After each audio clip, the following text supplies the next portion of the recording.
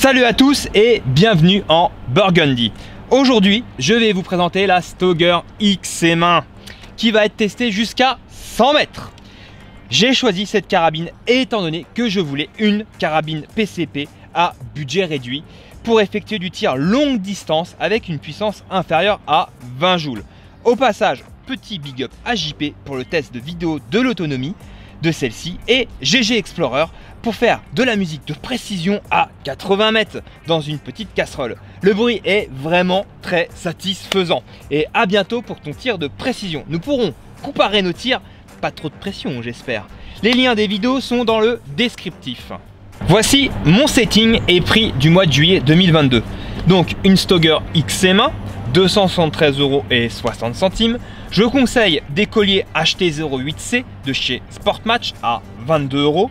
Le montage que j'ai choisi est un peu juste si vous utilisez le barillet.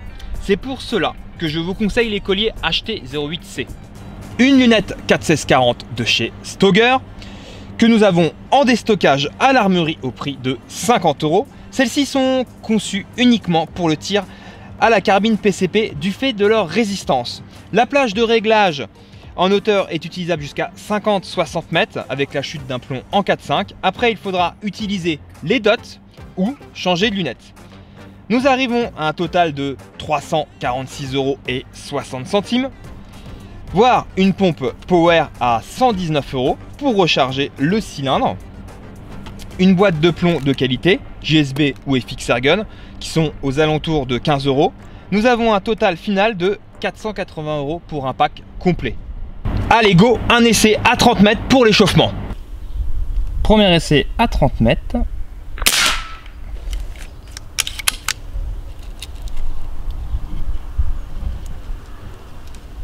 Donc pour cet essai, j'ai voulu mettre toutes mes chances de mon côté. J'ai choisi d'alimenter avec le slingshot, c'est-à-dire que je mets un par un les plombs afin qu'ils ne soient pas déformés par le barillet.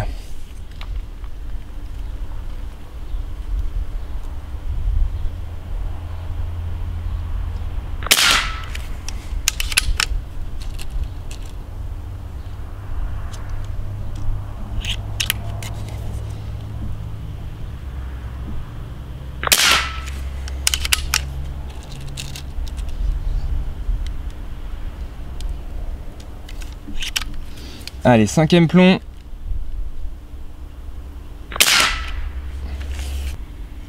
Eh bien, nos groupements à 30 mètres sont relativement assez satisfaisants, voire même pas mauvais du tout. Incroyable ce 30 mètres. Comme j'ai expliqué, volontairement, j'ai utilisé le slingshot. Si on veut de la performance, il faut mettre toutes ses chances de son côté. Le chargeur de la XM1, qui permet d'avoir une autonomie de 9 coups, tasse un peu les plombs. À une distance de 30 mètres, ceci n'est pas flagrant, mais au-delà, c'est flagrant. C'est parti pour un 50 mètres. Eh bien, nous sommes à 50 mètres. Comme pour la vidéo de la FX, en fait, là maintenant, on va se focaliser sur la gommette rouge tout en haut.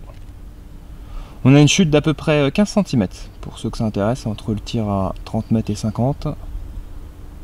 Et comme ça, j'ai laissé mes groupements du 30 mètres pour comparer avec les groupements du 50.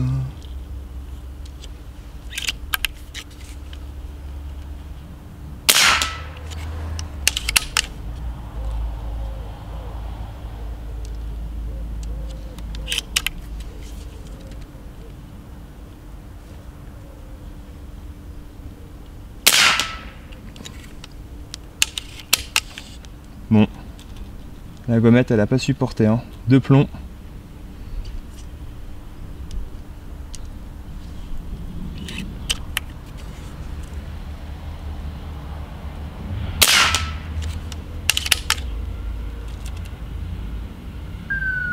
Et le cinquième plomb.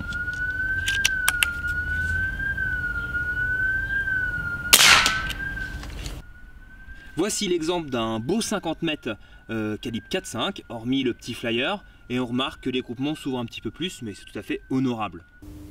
260, 18, 0.5.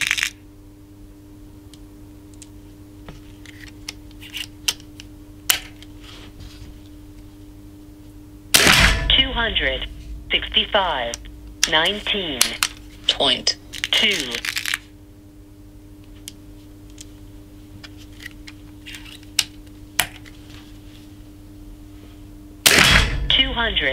261, 18.6. Je pense que nous avons trouvé notre best-seller pour du tir longue distance inférieur à 20 joules en calibre 4.5. Elle possède une détente réglable au niveau de la course, une sécurité pour bloquer toute action sur celle-ci. La puissance de celle-ci est de environ 19,2 joules réels. Au passage, j'ai rechargé cette carabine uniquement avec de l'air sec par un compresseur marine dans un bloc de plongée afin d'avoir la meilleure stabilité. Nous arrivons à l'épreuve du 70 mètres. Bon, passons à l'épreuve du feu. On a du vent. On a 70 mètres en distance.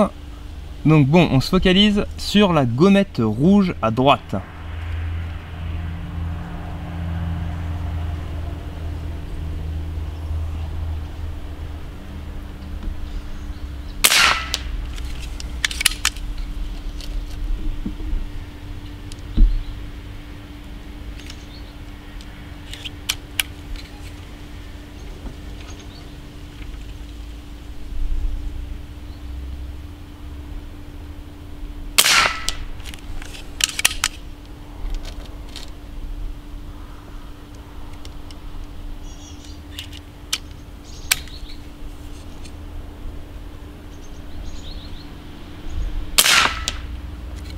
Wow, gommette touchée.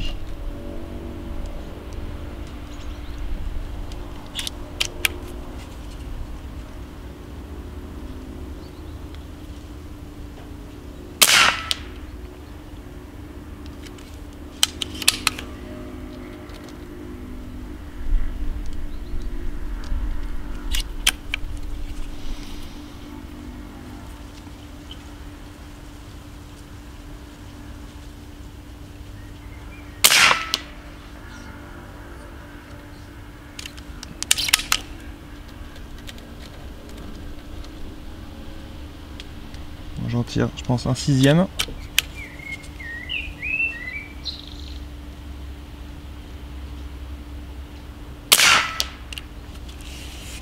Voici notre résultat à 70 mètres. J'ai touché la gommette quand même. Après, je vois que j'ai fait un cordon.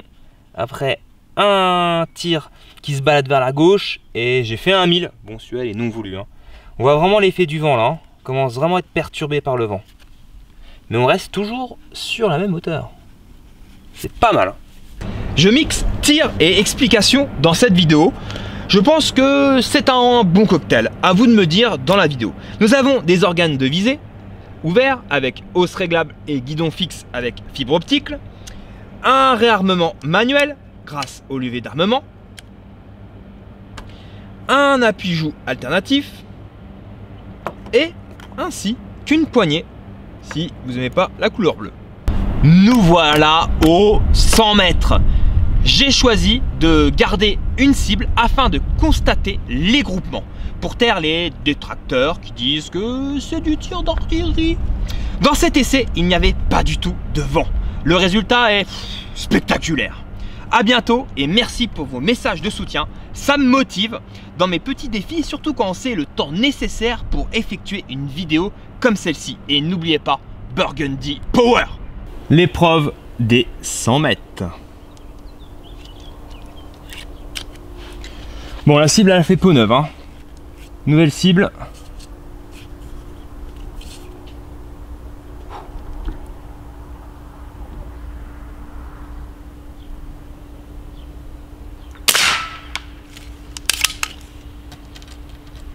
Pour le moment, le dieu du vent n'est pas trop taquin avec nous.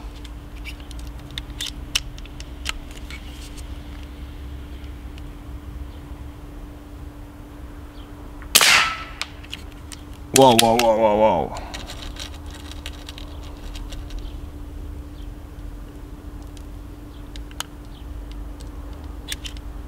C'est fou là. Carabine PCP 4.5 petit budget.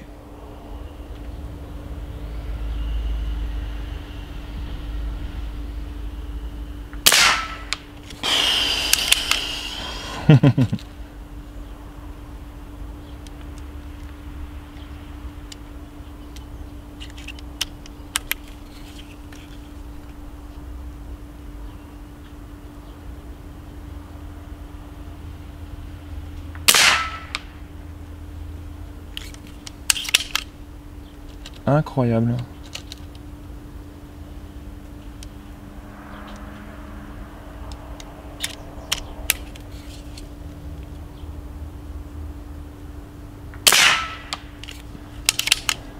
Bon là j'en ai tiré 5, mais la 6ème c'est pour le plaisir.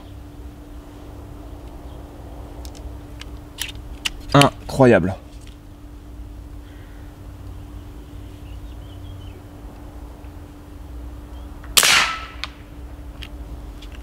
Et bien avec un super chevalet de tir, pas de vent, une carabine PCP, avec une petite lunette sympa et rechargée à l'aide d'un bloc de plongée, on arrive à faire des résultats sensationnels. Un seul mot, wow. Les résultats ils sont complètement dingues. Pas de vent, carabine PCP, on voit même là, le plomb, il a du mal à rentrer dans le bloc de caoutchouc. Ouais, il est quand même un petit peu la pris cher. Voilà, super.